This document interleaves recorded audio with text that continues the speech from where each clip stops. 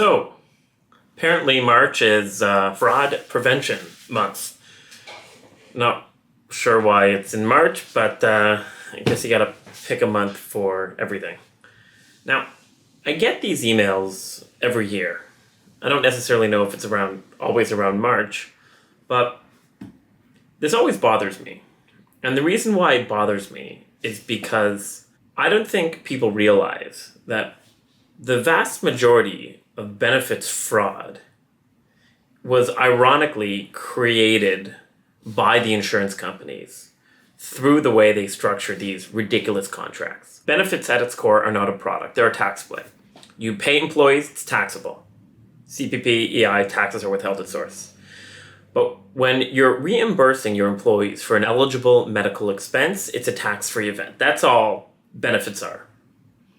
The reason why it has become a product is because the financial services industry wants to effectively make an unlimited coupon off of all of our medical expenses. That's what they call the target loss ratio. So whenever we give the insurance company $1, they pocket 30 cents on the dollar, the broker gets 10, and the employee gets reimbursed 70 cents on the dollar. Now, that's not the issue. The issue is, and here's a quick example of a lot of plans that I see. The employees are incentivized to spend more against the plan than the premium paid. So if you're an employer and you hired a single individual and say are spending $200 a month per individual, $2,400 a year, many times that employee is given a booklet and they can go spend $12,000, $500 a year on each of all of these practitioners. Imagine a family of 5, $30,000 of exposure. Now, let's be clear. The likelihood of you hiring someone or any family of 5 using $30,000 of benefits is slim to none. It's definitely not happening, but that's not the point.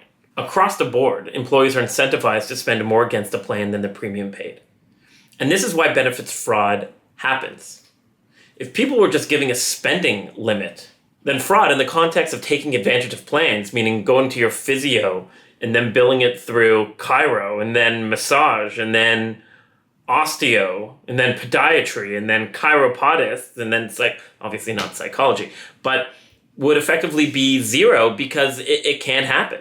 Now, fraud in the context of spending, I'm not talking about fraud in terms of someone stealing your information or getting your credit card number. That's not the fraud I'm referring to. The fraud I'm referring to is the fraud that drives up the cost of doing benefits. So when I get this email and I hear about fraud prevention, I kind of roll my eyes a little bit just because the fraud exists because the industry is incentivizing people to spend significantly more against the plan than employers are paying in premium. And when you go to the CLHIA fraud page, combating fraud, help prevent benefits fraud and abuse. All Canadians pay for health and dental benefits fraud. In North America alone, it's estimated that hundreds of millions of healthcare dollars are lost to fraud. This means higher costs for everyone. It doesn't mean higher costs for everyone. It means higher costs for the employers. The employees don't pay because they're receiving the money. The government doesn't pay because they're not paying the premiums. The insurance companies don't care because they're just making a transaction fee. It all gets loaded on to the employer. And the reality is simple. If not but for benefits, no one would buy a product like this. Imagine I came up with something called a grocery store benefit plan because groceries are expensive. And I was offering a plan where every employee has access to a grocery store benefit for only $50 a month. And with that $50 a month, each employee would get $250 at the bakery, $250 on produce, $250 on meat, and $250 on dairy. Most business owners would say, well, hold on a second. How is it I'm giving my employees $1,000 a year in access to these grocery benefits? Meanwhile, I'm only paying the insurance company $600 a year.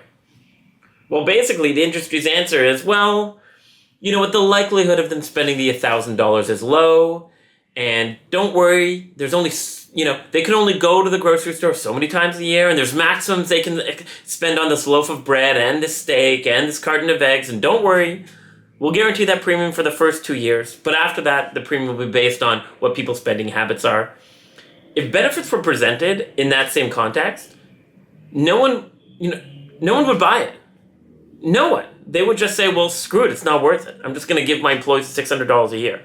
And that's why HSAs are important. And that's why I think this benefits fraud, I mean, the majority of it is because the insurance company has created it. Now, does that make it right? Definitely not.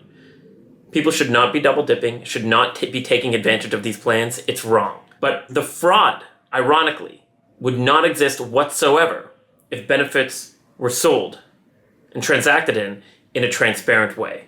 It's hard for me to take this seriously when the insurance industry and the financial services industry is effectively incentivizing this by handing out these contracts. If you don't want fraud to happen, you should be more honest about what benefits plans are and aren't. Because at the end of the day, the people who stand to benefit the most from this fraud, I hate to say it, are the insurance companies themselves. When reimbursements go up, premiums go up, and that means they make more money. I wish my industry was just as simple as let's help each other save money and reduce fraud.